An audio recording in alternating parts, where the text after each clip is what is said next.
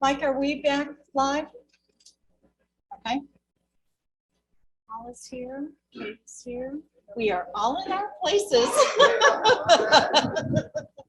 We are all back in our places, and hopefully the folks here in the room got a stretch break, and our folks at home got a stretch break as well. So welcome back to part 2 of our program.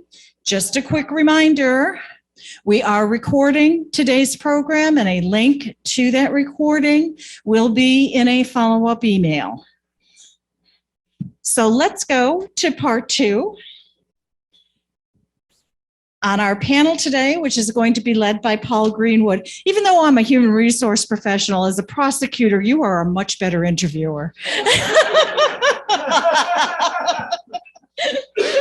So on our panel today is Jamie Daly, Special Agent, FBI, Washington Field Office, and a certified fraud examiner. Next to Jamie is Officer Kyle Woodward with Fairfax County Police. A frequent flyer to our Scam Jam program is Ray Campbell, U.S. Postal Inspector, Fraud, Cyber Investigations with the United States Postal Service. Eraina Hill, Fairfax County, Office of Adult Protective Services. And we welcome back Kleinert. And Paul, I will give the program back to you. Fantastic. Thank you, Trudy. And I must say, it really is impressive on a Saturday morning to get such a lineup of diverse agencies with us. Oh, do I have permission to step away from the camera or not? Or, do I? Okay. Thank you. Because I want to see our good folks here.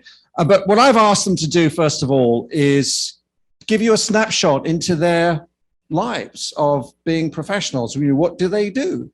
And then I may follow up with some questions. But then I want to invite those of you who are streaming online to, again, in the chat box, put your questions in for these good folks. And if it's something they can't answer, they'll tell you they can't answer it. But if they can, they'll be more than happy to do so. So let's just go down the line and start with Jamie from the FBI. Oh, okay. All right. Thank you. Good morning, everyone. As mentioned, my name is Jamie Daly. I'm a special agent with the FBI. I'm assigned to our Washington Field Office, and I work here locally in Manassas. I work mainly financial crimes. I like to focus on investment fraud. That's sort of my specialty. I'm also the Washington Field Office's elder fraud coordinator. So I get a lot of referrals for elder fraud, and I come do a lot of presentations like this on fraud awareness. How long have you been with the FBI? Apologies. Yes, I've been with the FBI for 7.5 years. I've been an agent the whole time, and I've been assigned to the same squad the whole time. So 7.5 years of working fraud investigations. What does it take to become an FBI agent? Ooh, well, it takes a lot. So I have a background in accounting. So I'm also a certified public accountant, in addition to a certified fraud examiner. So I had a background in accounting and various finance related jobs. They do require a minimum of a bachelor's degree and 3 years of work experience, although I think that is changing, a fitness test, a polygraph, a background investigation. So a lot of that just to even get hired. And then a good 5 months at the academy of doing all kinds of things, learning how to interview, learning defensive tactics, how to shoot a gun, all sorts of things that we get to do at the academy. And final question. Yes. What led you to say to yourself one day, I want to become an FBI agent? What was it about that? Yes, great question. So I was a bank teller. That was my first, what I consider my first professional job. And I was very young, very new as a bank teller, and I got robbed. So someone came into the bank and they chose me as the victim, and I got robbed. And that was actually my first introduction to the FBI. I had no idea that the FBI even cared about that or showed up to that. But here came an FBI agent to my bank when I was 18, 19 years old. And I just thought it was so interesting. And I ended up catching a lot of fraud as a teller, a lot of counterfeit checks and just various fraud. And it piqued my interest. So that's sort of how I chose my education. And then that was my goal. See, that's why I love asking questions, because you never know what answer you're going to get. That was amazing. Thank you so much. Kyle, over to you. Hi, good morning. I'm Kyle Woodward. I'm with the Fairfax County Police Department. I've been with the department for almost 16 years. Master police officer with the department. I've been assigned to a variety of positions. Was assigned to our financial crimes section for 3 years in our Major Crimes Bureau. I've been a criminal investigations section detective, a criminal investigations division detective, and a domestic violence detective. And I'm currently assigned to the Fairfax station. And in the last couple of years, you've got another qualification, haven't you? Oh, yes, sir. I'm also a certified fraud examiner. What is a certified, because we just heard from your colleague here that she's also, well, what is a certified fraud examiner, Carl? So it's a professional certification through the Association of Certified Fraud Examiners. What I was able to do is take a course and then a multi-part test to show that your knowledge and expertise in the field. So are you able to basically follow the money? Is that what you're certified to do? The certification that's part of, I think that's part of showing your expertise in doing those kind of skill sets. And what kind of cases do you investigate? So I've investigated a variety of cases, everything from identity theft, credit card, elder fraud, investment fraud, romance scams. If you name it, I've probably had at least one case with it. Do you see, and this is my final question for now, but is there a spike in a certain type of crime that you're seeing over the last year or so that is more predominant? Over the last couple, since 2020, in my opinion, the identity theft and the COVID fraud cases were very prominent. Thank you so much. Eraina, is that how you pronounce your name? Eraina from Adult Protective Services. Can you talk us about what do you do? Sure. Good morning again, everybody. My name is Eraina Hill with the Fairfax County Department of Family Services, and I work with the Adult Protective Services Unit. So for Adult Protective Services, essentially, we investigate cases that come in that involved neglect, exploitation, and abuse of individuals age 60 and older, or individuals with developmental or intellectual disabilities. I also serve as the financial exploitation coordinator, and what that means is I run a task force that includes partnership with the FBI, banks, local law enforcement, other APS partners, and we staff cases that involve financial exploitation. And is this a county position? Are you with Fairfax County? Yes. And I always ask this question whenever I go, how many Adult Protective Service caseworkers do you have in Fairfax County? So in Fairfax, I believe there is somewhere between 20 and 30 Adult Protective Services workers. And somebody told me this morning there's a population of around 1 million people in Fairfax County. Yes. Is that correct? The other question I always have is, okay, between 20 and 30 caseworkers for APS, how many, if you know, approximately people work for Child Protective Services in Fairfax County? A lot more than Adult Protective Services. And the reason I ask you that is, and I'm not asking you to comment on this because I understand some of the limitations you have, but I don't have those limitations. But do you realize that within the next 12 years, there'll be more people in this country over the age of 65 than children under the age of 18? So what does that tell you? Do we not need to fund Adult Protective Services with the kind of resources that they need? Would it be fair to say, and again, I don't want to get you into hot water, but your caseload is pretty high, isn't it? Yes. Approximately how many cases are you dealing with on any given basis? So I would say, just speaking specifically to me, I believe right now my caseload is about 13 individuals. And is there a time limit when you can keep those cases open at a point where you have to close them? So typically, because we're doing the investigations, they should be closed or opened for services within 45 days. Okay. Thank you so much. Thank you. Ray from the Postal Inspectors. Yes, good morning. Name's Ray Campbell. If you've been here for previously, you probably remember me. I'm the postal inspector that doesn't go away, but I am still here. First thing I need to tell you is what a postal inspector does, but I'll mention that in a moment. So I have 19 years in federal law enforcement. I've always worked in white collar. I've actually spent the last 11 working fraud here in Northern Virginia. My office is actually at the Merrifield Post Office. So if you've ever gone there, I'm actually quite nearby, and feel free to stop in if you want. If you have questions or whatever, we're always happy to help, and we do take walk-ins.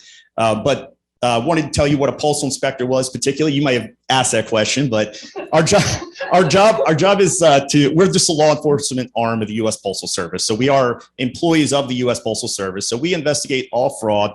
We protect the mail, and more importantly, we protect the customers of the U.S. Postal Service, which is everybody. So one thing, however, we do is we work all types of fraud, not just those directly affecting the mail. We work all sorts of phone scams, investment frauds, romance, which I'm sure we'll talk about shortly, but we work everything. So feel free to reach out to us if you guys have any issues or questions.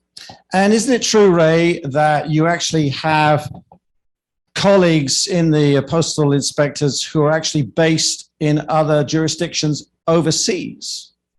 Yes, we have inspectors actually all over the country. So we have a lot of global security. A lot of our partners do work overseas, other agencies as well. Fortunately, it may not be a surprise to learn that a lot of the masterminds of scams live outside the United States. So we're often having to call for assistance at various countries. Thank you. Kate, I was going to ask you, had you ever heard of people like Adult Protective Services before you entered into this experience you had? I was so young back then, I don't think I remember anything about it. Like in 2020, Kate. Come on, but let's get real here. Had you even heard of them or even thought that they could actually assist with your situation? No, not at all. I thought Adult Protective Services were for people being physically abused by their caregiver or something like that. Okay. Not that they would have anything to do with what I went through. And had you even heard of people like the postal inspectors before? Yes. Okay. Did you even think about contacting them? No, What about the FBI? I did. Did you want to bring that up? Well, sure. I think Jamie would love to hear. What happened?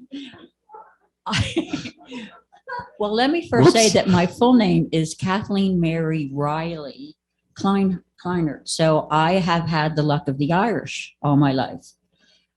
I called the FBI. They took my information. They were very nice about it. It was the morning of January 6th. Oh, okay. That January the 6th. January the 6th. And they got busy later in the day. Oh, gosh. So I just thought I was 3 for 3, local police, state police, FBI. No, they had a lot to do, and my case was not nearly that important. So. Okay. Well, there we go. Yeah. Thank you. Before I ask any other question, I don't want to hog the microphone. Does any of you right now have a burning question that you'd like to put to one of these great professionals that we have with us today? Okay. So shall I? Okay. Thanks, Trudy. And if you can identify the person that you'd like to ask the question, and if it's a general question, I'm going to ask the others to chime in. Hi, this is for the postal inspector. When I was growing up, there was a phrase that says, "Postal inspector always gets their man." Is it still true? What year was this? I think I've seen that poster in some of my older offices, but I would like to think so. And it's certainly not from lack of trying. As I mentioned earlier, a lot of our scammers are overseas. It's difficult sometimes to track down the actual mastermind. Sometimes we only get sort of the lower level individuals that are here in the United States.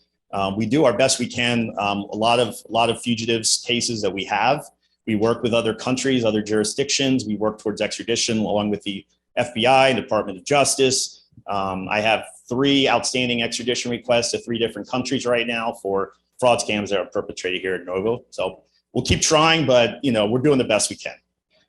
And with those extradition requests that you have with some countries, are you finding that more countries are more receptive to responding to your requests for extradition? I think overall, yes. I think financial crime, at this point has spread the globe. I think other prosecutors in other countries recognize the dangers of fraud, and having individuals in their backyards committing frauds to the US and other countries actually injures their relationships with other countries. So through diplomatic means, through the State Department, they actually do a lot of outreach to other countries to try to express how important it is to fight financial crime and to help us extradite them to the US. Excellent. Okay.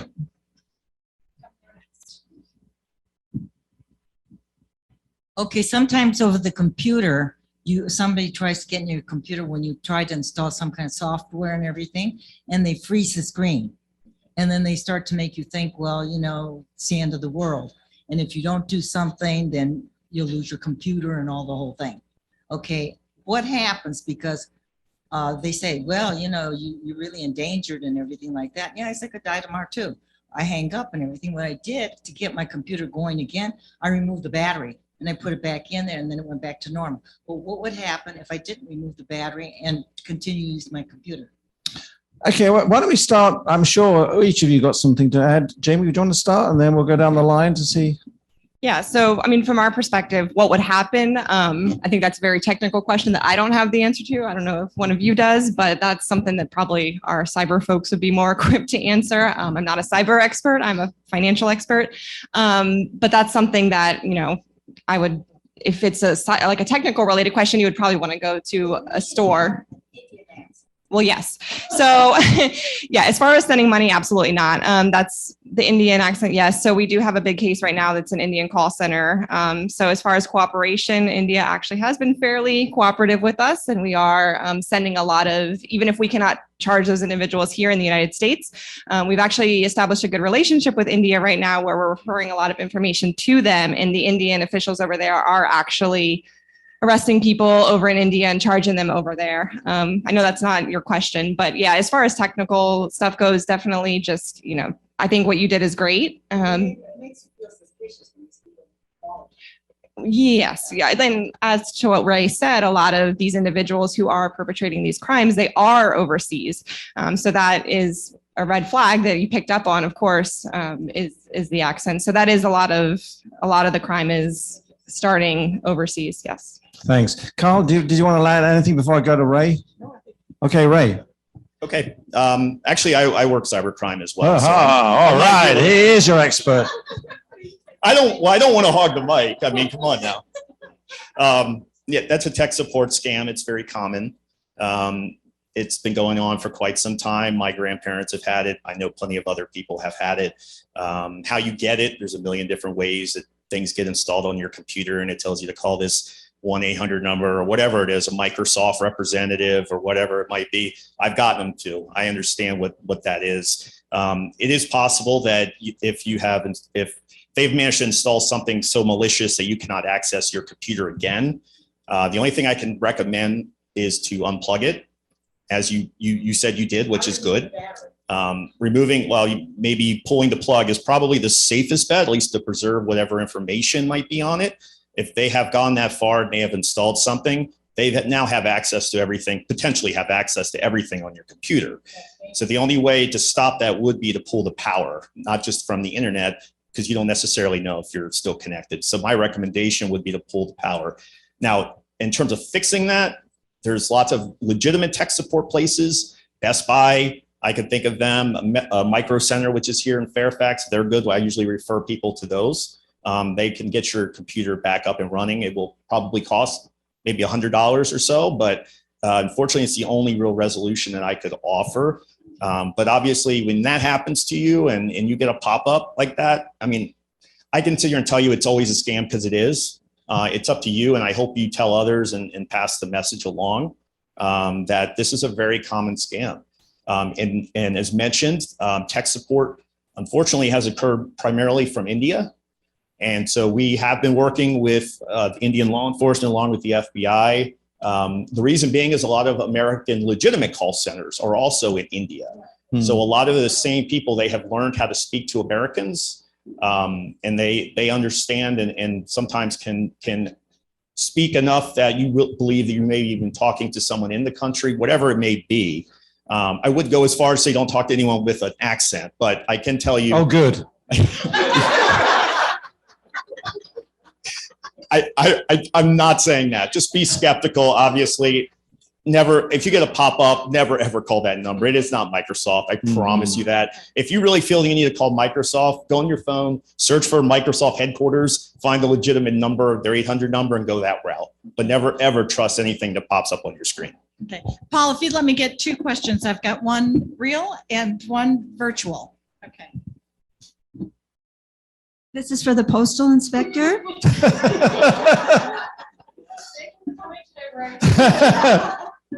I am terrified to mail a check these days. Besides using a gel pen, and I don't even feel great about that, can you address this issue and is there a solution? I really feel bad about continuously answering the questions. I'll go answer your question, but if you guys please chime in, all right? So yes, mail theft is very active in our area too. It's rampant. The blue boxes are dangerous to put any sort of financial information in. We have mail carriers or postal carriers. They're getting robbed for their keys, not for their money, not for their phone, for the key. So understand this, it's a big dollar gain.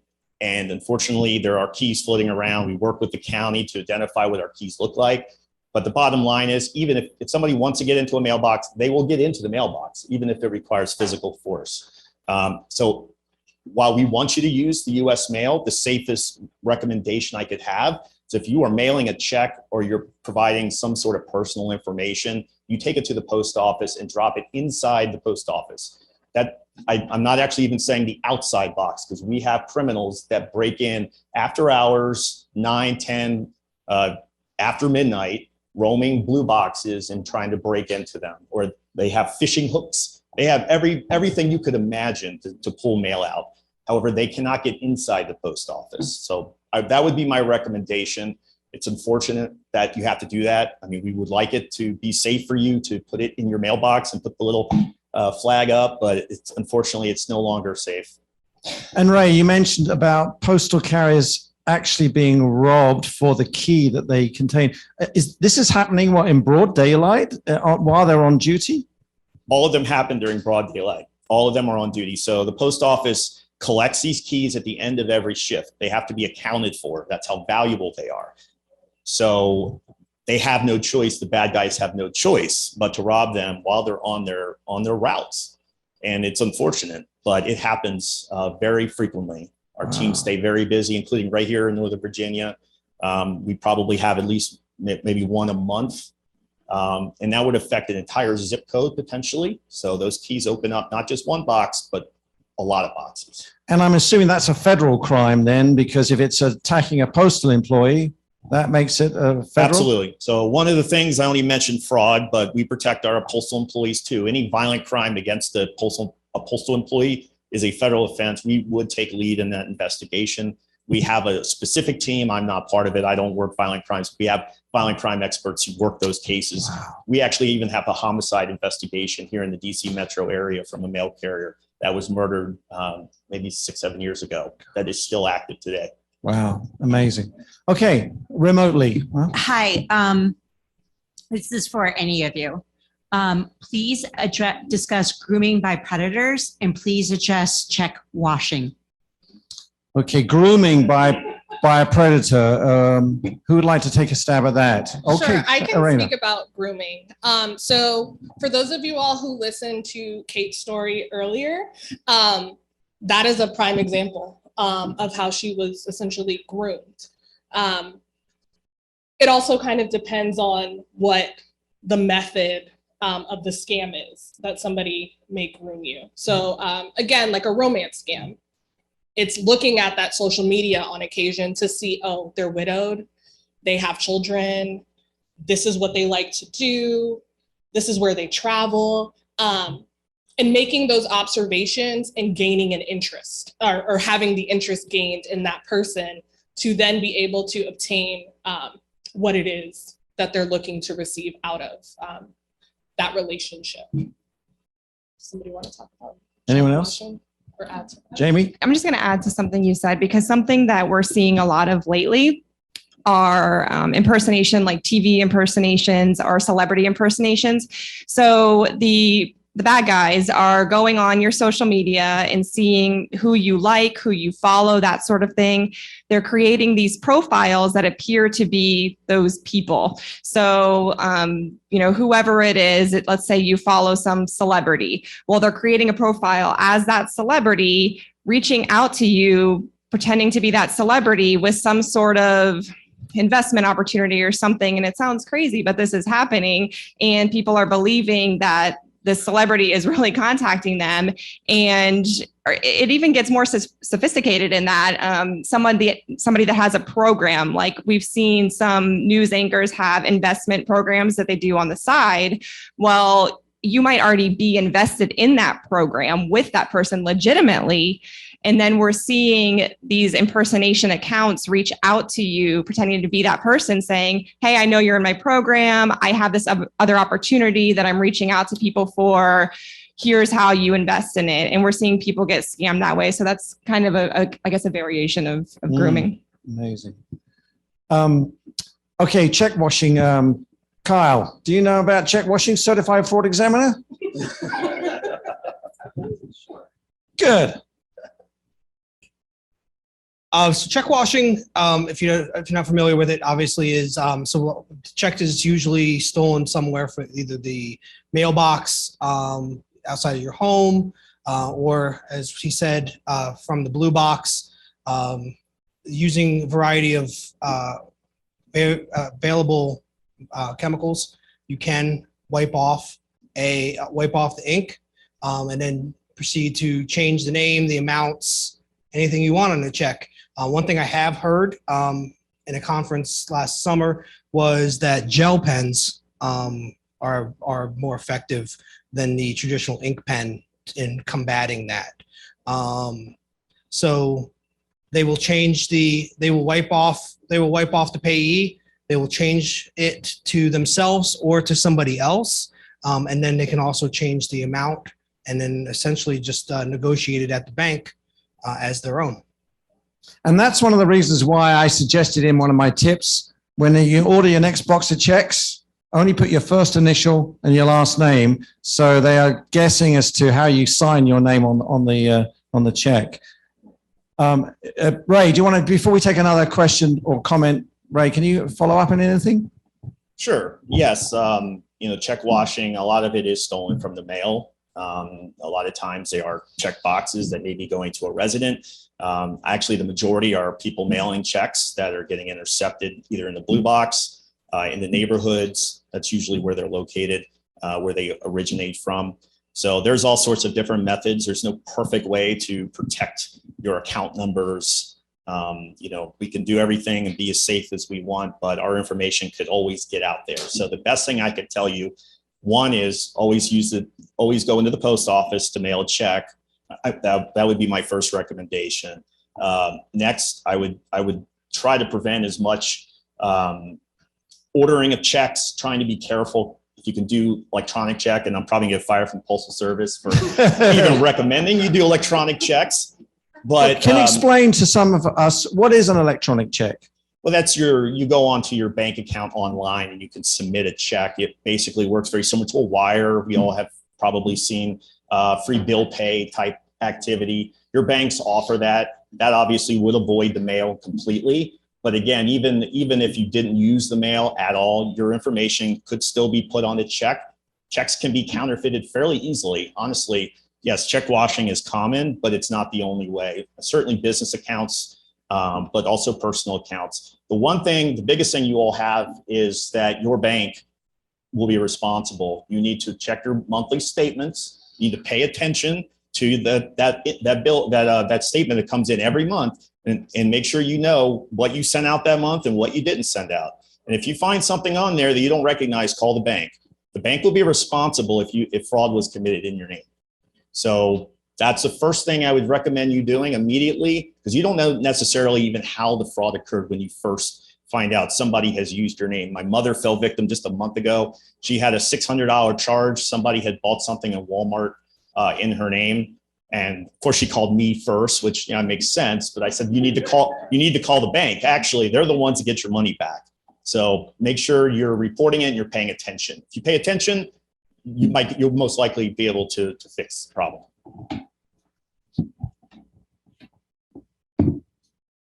Thank you. Same way that you gave the recommendation about the check, the initial and the last name, what will be recommendations for social media? Because I have seen people that they share where are they from, birthdays, of course, the travel that they're going to. Pictures of their vacation while they're on the vacation. I think that's a great question for all of the panelists. So let's start with the FBI and then we'll work our way down and include Kate in that as well. So yeah, certainly less is more. I'm just say don't use it at all. That's one option. I know that's hard, but it's a great thing. It really is. It's a great way for us to stay connected with our family and friends who are maybe not near us, but it's also become a tool used by criminals more and more and more. And I think every case that I have, there's some aspect of social media. So, I mean, the less you can share, better. You can set your accounts to private. I don't have all the different social media, but I know there are ways to go in and set things to private. So only your friends can see it. Only the people that you're connected with can see it.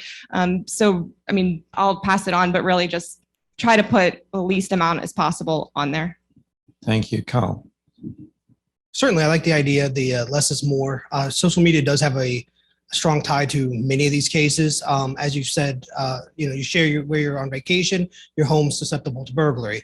You also, your friends and your family, if you label them as your friends and your family, you've now also given somebody an into your personal life. These can be used for the elder fraud scams, the grandparent scams, the majority of all the scams. Now you've actually told somebody who your family is. Now they have some legitimate background to use when they call you and try to take advantage of you. Also, although this you guys are not the target audience, social media is also being used to recruit people to do the check fraud, the stolen check, to negotiate the cases, the checks. So oftentimes you'll see a signature or a name on the check and you assume that's the person involved. Well, they are involved. Whether or not they're culpable is a whole different story. Sometimes they're paid for their services. Sometimes they're legitimate victims themselves. But the social media is being used to recruit individuals to make some quick cash. So one of the things is to tell, especially like grandkids, college age kids who may have a new bank account. If you see those ads, it is too good to be true. You are committing a crime. Don't do it. Eraina? I think we oftentimes say, as has been mentioned, more is less, or less is more, excuse me. I think part of the difficulty is people want to share. People want people to be a part of their lives. So that's oftentimes hard to navigate around. What I will say is make sure you know who you are accepting as your friend. You may have Ray may be my friend on Facebook already, but then I get 4 new additional requests for Ray. So if you are in touch with that contact, reach out to them, let them know, hey, this is what's going on. This is what I'm observing. But I think part of it is just sometimes taking a step back, seeing how things can impact you. And like we said, so many connections can be made off of one post. If you want to share your vacation, wait till you get back home. I've learned that. You see people on social media all the time and you're like, really? So I just sometimes think it's the awareness, but we also are dealing with kind of that societal pressure. And I think it's transformed to all ages, not just the younger social media crowd of people need to know what's going on, what I'm doing. And that is not the case at all.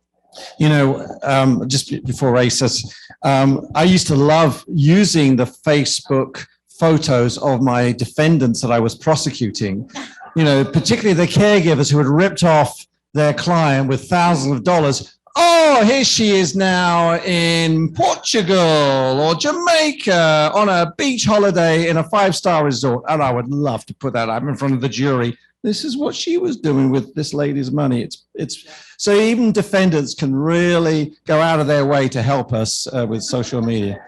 Right.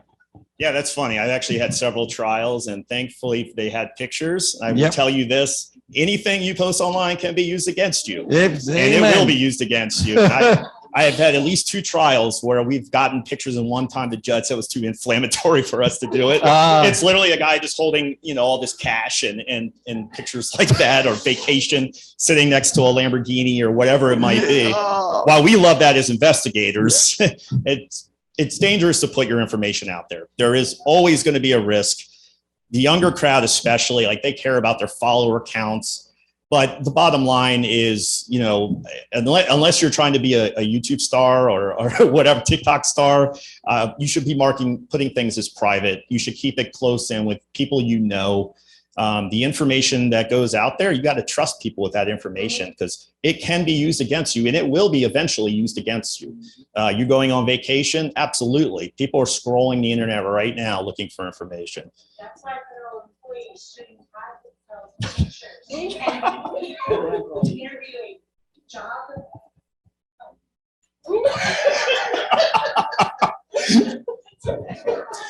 Well, can I just before we could do that, I want to get Kate's impression too, because obviously, Kate, you've learned a lot in the last 2 or 3 years about the dangers of social media. Yes, yes. What would you say now? Well, I'm certainly not an expert up here, but I would also say wait until you get home. If you've got great vacation pictures, do not post them till you get home. But the other thing that I don't think people think about is, if there's been a death in the family, the best way to get information out to all your extended family and friends are to put the details of the funeral on the Facebook page and spread it out. It's the same criteria here, that the people are going after that. They used to get that information out of the newspapers and go to that person's house because you know that they're in church or at a synagogue or someplace having a funeral. They also used to do that with weddings. Now weddings are not posted. I don't think they're even posted in the newspaper anymore, but there would be engagement pictures with when the wedding was planned. And there were a lot of people that would take advantage of that because they'd be out of the house all day long and you could go break in. So don't be airing your dirty laundry out there for everybody to check, because boy, they're really looking for that information. Good. Thank you very much. Yes. So I want to go back to the check washing. And you were talking about using gel pens. Anything more specific about the gel pens that we need to know? Unfortunately, I don't have any more information on that. Just when I was in the conference, what they were saying is that I guess that they appear to be more difficult to remove than the ink pens. Doesn't make any difference. A gel pen seeps into the fabric of the paper check, whereas a ballpoint pen sits on top of the paper. That's the difference between a gel pen and a ballpoint pen. I'm going to do one more question. We got to get back to the program. Bear with me, but our folks will be available afterwards. Okay. I think I heard you say that if somebody frauds you by getting your bank account number and stuff, the banks are required to reimburse you. It's the same for mutual fund companies. I have my life savings with Vanguard, Fidelity, and T. Rowe Price. And 10 years ago, I asked for their reimbursement policy if I was defrauded.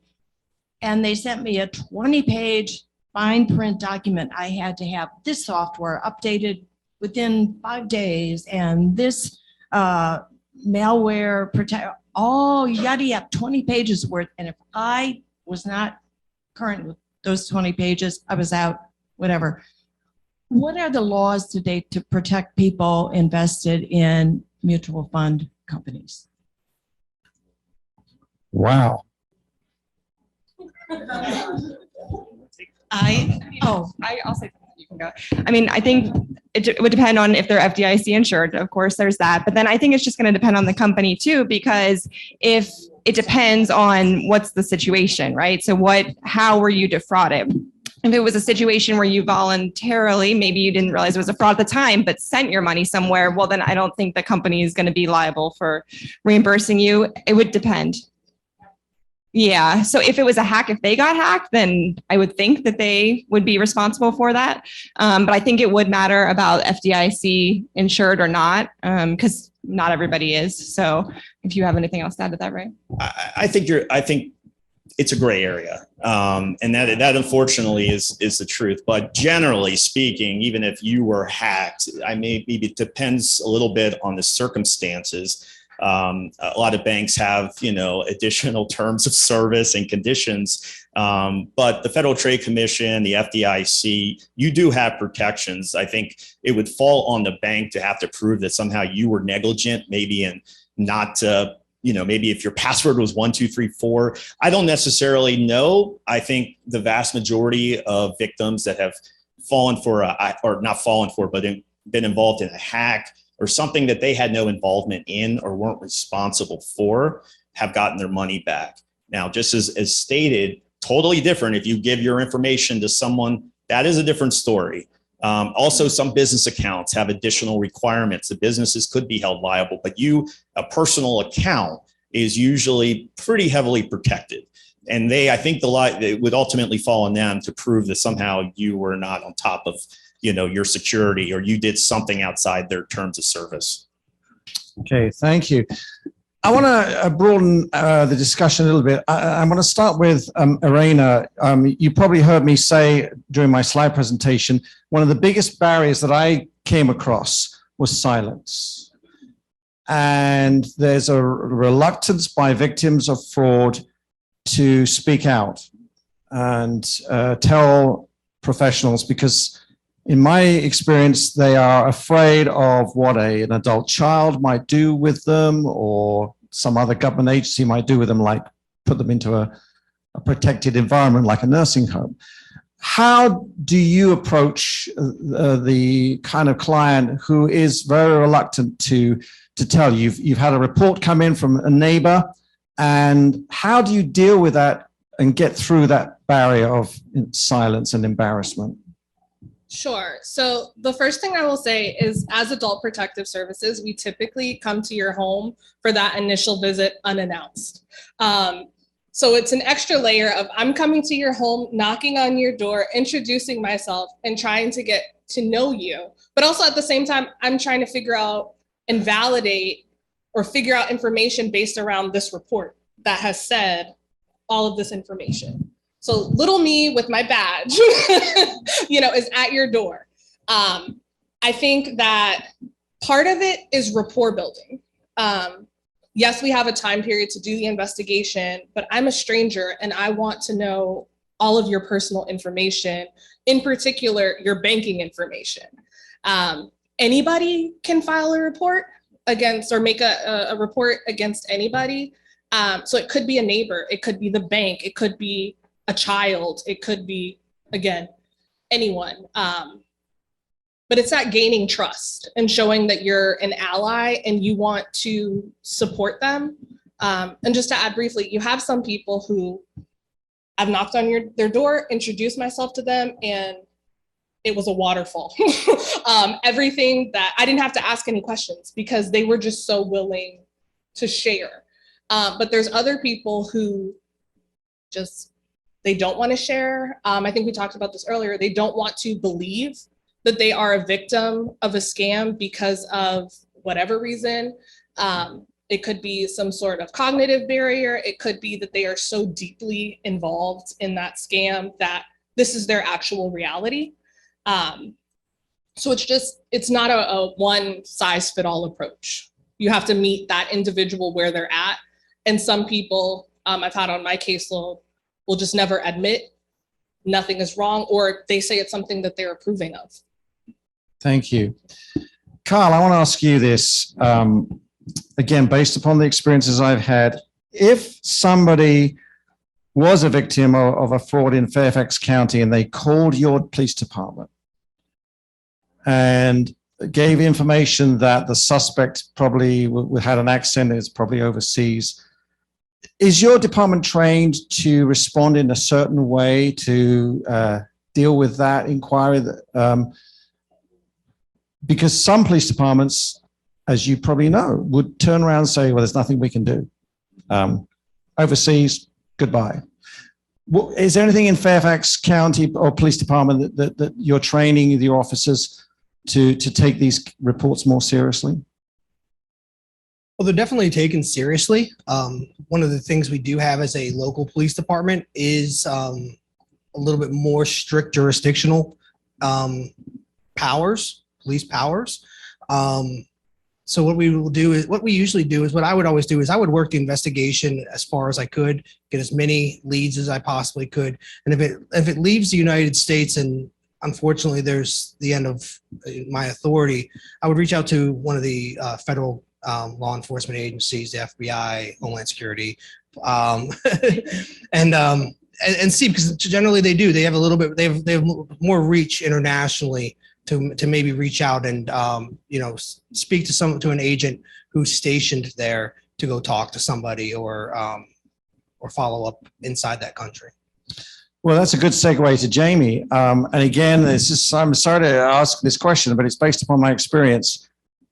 Say the loss to the victim is under $25,000, but Carl's been working it hard, but he can't do with it anymore because it's the suspect is definitely overseas.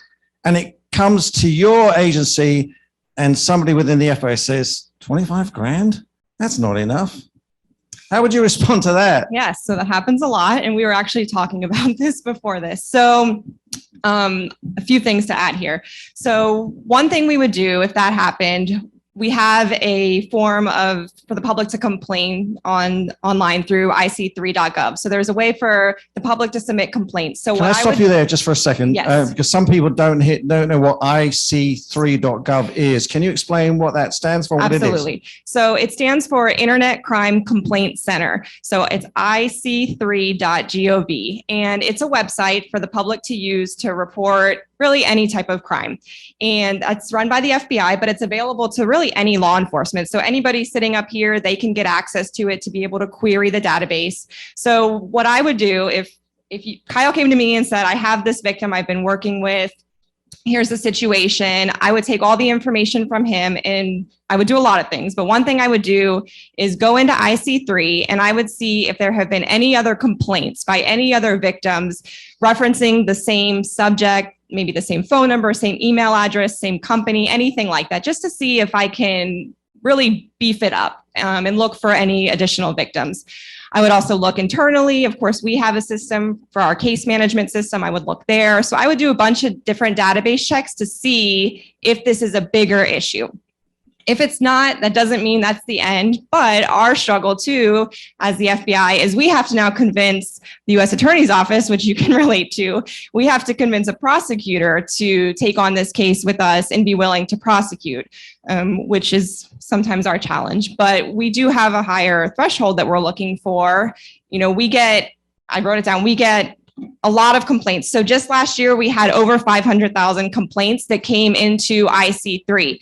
And that is just IC3. So we have other forms that people can complain to. People can call in and make a complaint. People can walk into the office and make a complaint. So that 500,000 figure is only accounting for complaints that were made in 2022 alone through IC3. So as you can imagine, we get a lot of complaints that come in that we cannot always follow up on and address. But this is why I always say it's so important to report it, even if it's a small amount, because when we do have that situation where Kyle or, some other local PD comes to us with this information, we can now justify being able to open an investigation. Because a lot of times without that, we just cannot justify opening a case if there is just one person who lost $25,000, unfortunately. And I know that is a lot of money for one person. That would be a lot of money for me.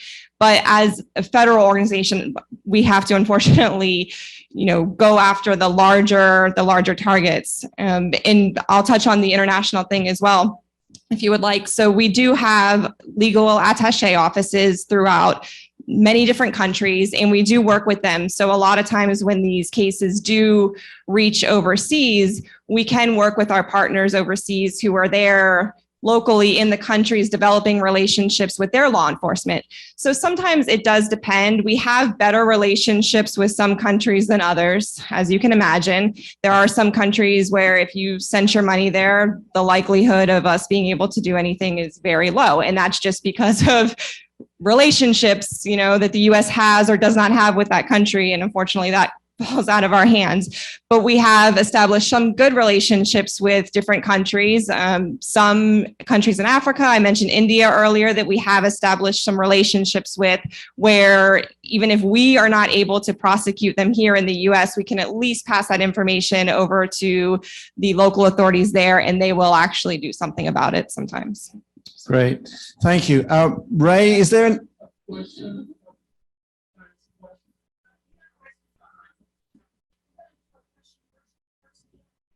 Okay, and then we'll come back to you, sir. Okay, yeah.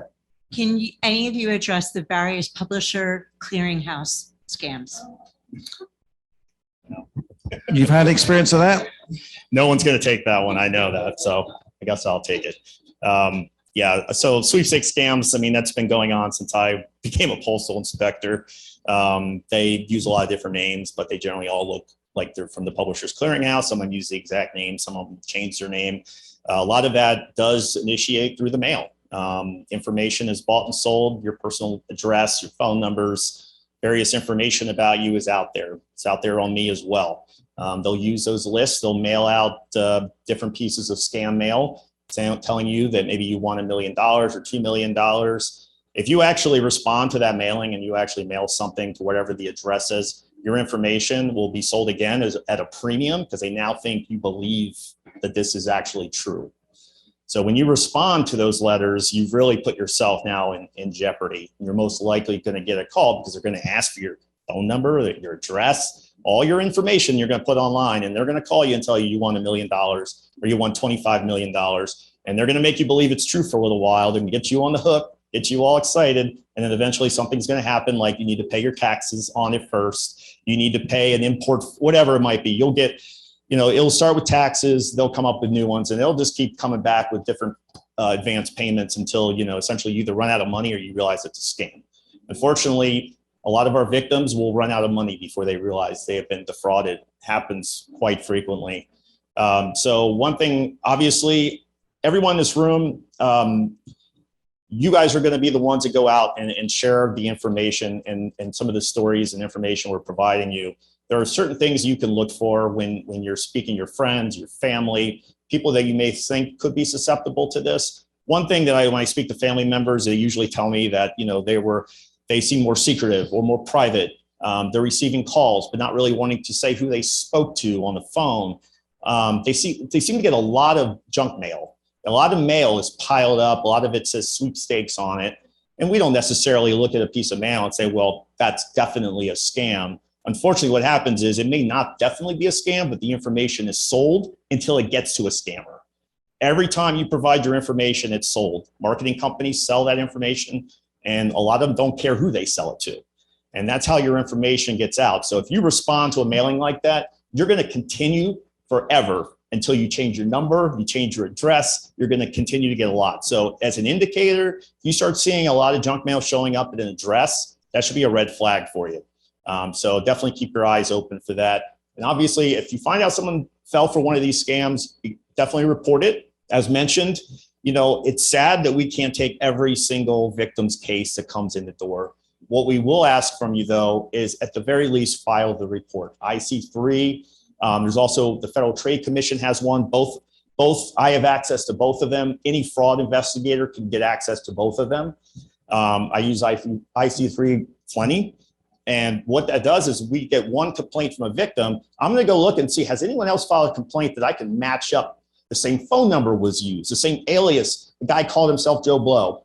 Well, I'm going to look up and see in all the narratives that were written up by the victims, did someone mention Joe Blow? And if that matches, I might realize that this is connected. So all of a sudden, my $25,000 case becomes over $100,000. Now I got something maybe to pitch to the U.S. Attorney's Office. So it is absolutely imperative, even if you don't even want to deal with law enforcement, maybe it was $400. It's just not worth the trouble to you. Report it. because you don't know, this person may be doing it, and it may be hundreds, even thousands of victims that are reporting it. And trust me, if there are 1,000 victims, you will get a federal agent involved or interested in your case. So please just report it and look for those indicators. Thank you, Ray. Okay, we have got a lot of questions coming in online, and I just don't think we're going to get to them. So I'm going to ask if you can quickly address these. One is, can someone talk about cash apps? That's one. Two is, can someone, is scratching or blacking out the 3 digits on the back of your credit card okay? Will merchants still take it? And then if someone can talk about title frauds, home title frauds. Okay, so starting with cash apps. I mean, is there anything more specific? They're definitely being, well, all right. So I've used them. So I've used them to send money to. Can you talk about family a and name couple of them so they can identify? Yeah, sure. them? So things like Zelle, Venmo, those sorts of things. So I know Zelle goes through the bank, but Venmo, for example, I've used it. If I didn't completely trust it, I wouldn't, but they are being used for fraud as well. So while they are legitimate companies that do provide a service and people use them to send money to family and friends, they are also being utilized as a way to send money to scammers. But I think it really it should be treated like anything else. So it should be treated just like you would treat your bank account, just don't send money to someone that you've never met, that sort of thing. So it's just another method of sending money to someone, which just like a bank is legitimate and you use it for legitimate purposes. The cash apps are the same way. So they can be used for legitimate reasons, but they're also being used in scams. And do you have any advice? Because a lot of these Venmo apps, they're on your smartphone. Right. And if somebody were to steal your smartphone, is there anything you should be doing about that? Yeah. So I think some of them might have that additional like 2-factor authentication where you have to put your thumbprint or anything like that. Anytime you have that option to add it, please add it. It is an extra step and it is frustrating sometimes to have to get a code to your text message to add it in, but it's worth it in the end if it's going to save you money. So yeah, I think I can't name any, if maybe you guys know that if someone does get your phone, they could just open it up without the 2-factor authentication. But any opportunity you have to add it, I would add it. Okay, thank you. What was the second one after cash apps? Oh yeah, crossing out the 3-digit security code on the back. I mean, I've never had somebody look at it. You just tap it normally, don't you, with a credit card, right? I can answer that one. Okay. You need the 3-digit code on the back of a credit card for a non-in-person transaction. If you're doing a transaction online, anywhere where you are not physically present with your card, you need to give the merchant those 3 numbers. So scratching out those 3 numbers doesn't help the individual and makes it more difficult for them to use the card in a non-in-person event. A merchant doesn't look for those 3 numbers. A merchant looks for the magnetic strip or the magnetic chip on the card. So that's the protection aspect of it with that 3 digits on the back of the card. It's for not in-person transactions. But for every credit card you have, you should have the credit card company alerting you that your card has been used for a non-in-person transaction. That protects you. Home title. Yeah. Yeah, Eraina? I can speak a little bit about it. I have not seen one yet, but I know that there have been some in the past. And in a nutshell, somebody either owns a property and they sign that property off to somebody else, potentially at a much reduced rate than what the property is actually valued at. For example, the property may be valued at $2 million.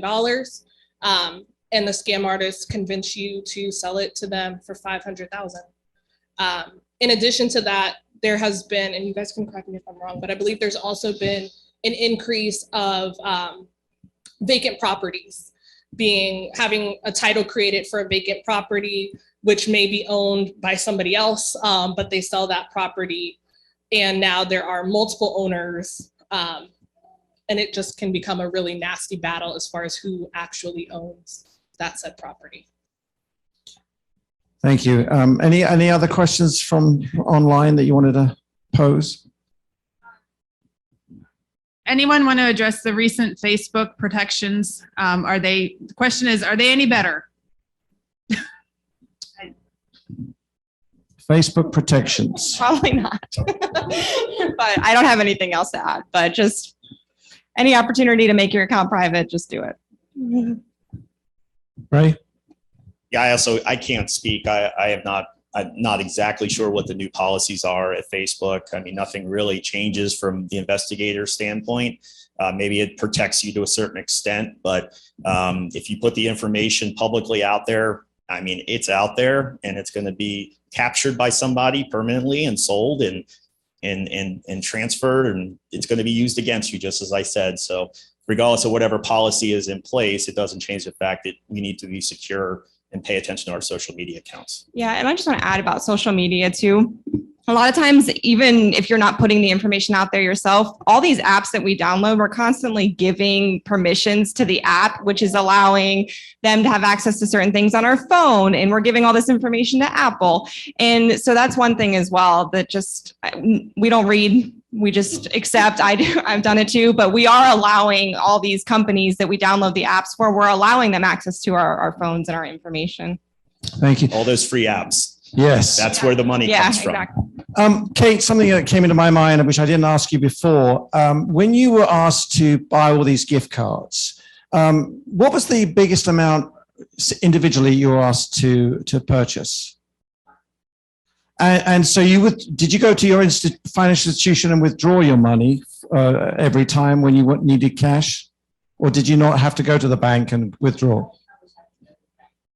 Okay. Did anybody at any of these stores that you were purchasing gift cards recognize you and say, you know, you've been coming a few times. Are you sure you're not a victim of a fraud? Yeah, but I must also say that should have been a red flag to myself. Oh, I'm sorry. That should have been a red flag to myself that for some reason I felt like I shouldn't be going to the same place all the time. So is that what, quote, Tony told you to do, go to different places? Yeah. Yeah, so that is indeed another red flag, correct? Yes. Okay. As we sort of come to a close soon, I just want to give each of you panelists an opportunity. One thing I've learned as a prosecutor is the value of cross collaboration with other agencies. I mean, you are a representation of that right now today. If we could clone you all and move you around the county and move around the country, I tell you what, we could really catch a lot of crooks. Can you imagine Postal Inspector and the FBI and Carl working together? Oh my gosh. And then Eraina just keeping the clients calm. It'd be brilliant. So what I want to ask you is, there's a lot of people out there saying, oh, it's only going to get worse, which it is. But there's a lot of, for me, there's a lot of optimism too. I'm seeing a lot of progress being made from when I started out in 1996. Starting with Jamie, what do you see as some of the good things that are happening with cooperation and collaboration, and what more can be done to bring this collaboration to a better point? Yeah, so it seems like there's always a lot that we're trying to do. So, I mean, even in 2017, when Congress enacted this Elder Justice Initiative, and it caused all the U.S. attorneys' offices to establish sort of a task force for elder justice. And even in the FBI, we have at every office, there has to be someone like me that goes out and gives these presentations. And because awareness is a huge thing, I think that is the most important thing, because as you heard, we got over 500,000 complaints from people, and that doesn't account for all the people that are not reporting this. This is just people that are reporting. And there are only so many of us, and there's only so much we can do. And I think a huge part of this is awareness and making people aware, because, you know, at the end of the day, you're the ones that have the closest relationships with your families, with your parents, with your siblings, with your neighbors, and you guys can be looking for these red flags that you're hearing today. So I think it is important, these types of things, to make people aware. Because Kate, I don't know if you mentioned that you had not heard of a romance scam before that was happening or not. but that's something that, to us as law enforcement, we think that everybody knows that this is happening, but that's not the reality. Is sometimes this might be the first time you're hearing about these scams. So I think things like this are really important. I know we work together a lot. There are all sorts of task force being established always for, fraud in general, but for elder fraud. So there's always more that we can do, but just know that we are trying our best given the circumstances. Great. Kyle. I just want to reiterate the awareness part. I think that's the biggest thing that we can do. We can always try to work as many cases as we can and put as many bad guys behind bars as possible. And that's a great thing to shoot for. But as she said, get the awareness out. You guys pass it on. Who pass it on? Who can pass it on? Look for these red flags that you picked up today. Tell friends and family about it. We're lucky in this area that we have the federal government right here, and there's lots of cooperation that goes on, which is great. I've worked several cases with a lot of the federal agencies. So we're doing what we can do as best as possible, and then getting the word out, and that involves AARP and you guys and everyone out there, just spreading the word, what to watch out for, and looking out for each other is the best thing we can do. Thank you. And Eraina, I'm curious with your response, are you involved in a local county like Elder Justice Task Force or anything like that? Yeah, so at the local level, there's multiple task force, multiple opportunities. Speaking specifically to scams and more so financial scams, we have an entire task force that is surrounding that. As I mentioned earlier, we partner with all the agencies at this table to run that task force. As everybody has kind of said, if you see something, say something. I think that APS, and I think somebody said it earlier, they're going to get in trouble, but is underutilized in the fact that people oftentimes want to keep things quiet, or, this too shall pass. Our role is not a punitive agency. We collaborate with other agencies and are able to provide resources for those cases that come to us.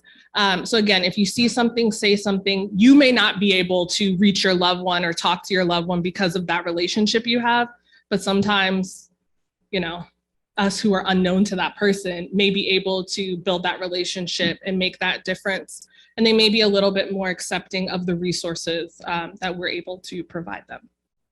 Thank you. Ray. Yes, obviously, just adding on to what they've said, outreach is the most important thing we can do. I loved hearing your story. I'm sorry you had to go through it. And I don't think anybody here wants to have to go through that or have any family or friends to go through that. So outreach is the best thing we can do. Because once you become a victim, yeah, we love catching the bad guys. That's why we do what we do. We love putting the cuffs on these guys and putting them in prison. Unfortunately, though, you're still the victim. You're still going to be dealing with this for years on end. It's going to devastate your life. I can't tell you how many seniors have lost their life savings that I have met, not just lost it, but are heavily in debt. I have cases that involve the churches where investment scams were being perpetrated. Fraud is all around us. You have to look for it. You have to, unfortunately, be skeptical in these times when it comes to financial information. You got to be very, very careful who you trust. The only thing I can say is we all work well as a team, all of us. We get information from everybody on this table. We work together. A lot of my cases involve these agencies and other agencies that aren't here today. So anybody you report it to, we all kind of, work together. And that's our ultimate goal. But again, the most important thing for you and all of you is to try to prevent this from happening. And then if something happens, because fraud can happen to you at no fault of your own, it can happen. You can be as safe as you want. It just unfortunately affected you. You got to know how to respond to it, right? And what to do. And that I hope you've learned here today. If not, our information will be here. Feel free to give any of us a call. We'd be happy to help. Terrific. And Kate, any final words from you? I actually do. To go back to your question about, did anyone ask me why I was buying so many gift cards rather? No one ever asked me. The only time I've ever been asked about a transaction like that was several weeks ago when I was about to make settlement on the new house. I hadn't gotten all of my money from the fire, the claim. So my brother-in-law and sister lent me money to deposit. So I had it in the bank to do that. And the woman stopped me and said, "Do you know who this check is from? Do you?" And I thought, why are you asking me? Nobody asked me when I was spending my money. Right. But, now that I finally have some money, I mean, maybe she was looking at my, my report, my bank account and saw how low it had gotten. And now Right. I was putting this money in. But that's the only time anyone has ever said anything to me. Amazing. Yes. Amazing. Yes. Well, before I hand back to Trudy, again, on your behalf, I just want to thank you all. I've got a real sense of there's camaraderie, collaboration, cooperation going on in Fairfax County, which says a lot for your jurisdiction here. And I want to pass on just one word that my late father, who I really loved so much. He was a former bomber pilot in World War II and survived 79 bombing missions. He had a great sense of humor. And a few years ago, he called my wife and I up and he said, "We want you to be the first to know that we've just booked our first ski vacation." And I said, "Oh, Dad, please.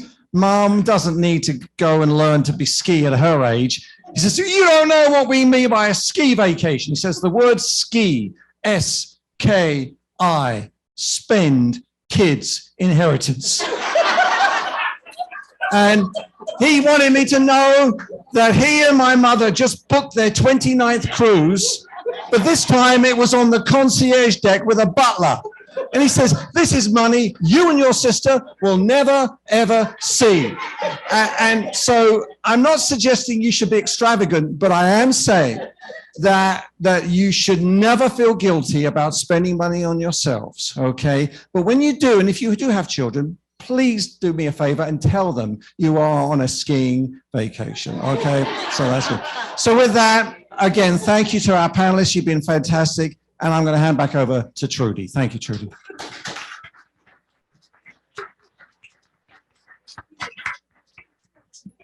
I can't top that. I just want to say thank you to all of our volunteers, specifically to Martin Bailey, who was the project manager for Scam Jam this year, for our friends at Silver Shield, the initiative, to Jamie, to Kyle, to Eraina, to Ray, and Kate.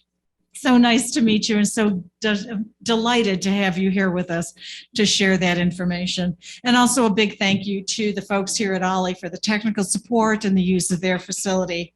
And just a reminder, you can visit AARP.org, Fraud Watch Network, for lots more information, for lots more resources.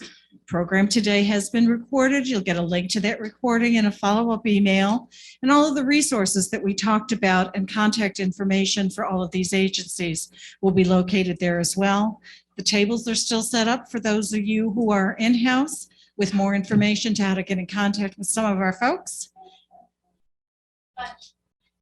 And it's time for lunch. Thank you for joining us today. Thank you to our virtual audience for sticking with us today as well. AARP.org, lots more information.